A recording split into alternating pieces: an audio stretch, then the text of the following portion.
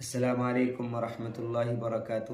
میں محمد اسامہ صادق ابن حضرت مولانا محمد لقمان صاحب دامت برکاتہم العالیہ بنٹا تھانہ بون ضلع شاملی۔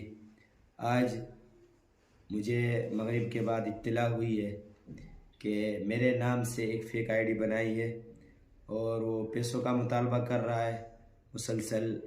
کئی رشتہ داروں پہ انہوں نے میسیج کر کے پیسوں کا مطالبہ کیا ہے، اور ایک قاری صاحب کا میرے پاس فون آیا ہے تو انہوں نے بتایا کہ 3000 روپے یا کسی سے 4000 روپے، کسی سے 2000 روپے کا مطالبہ کر رہا ہے، اور یہ کہہ رہا ہے کہ کل تک انشاءاللہ واپس کر دوں گا۔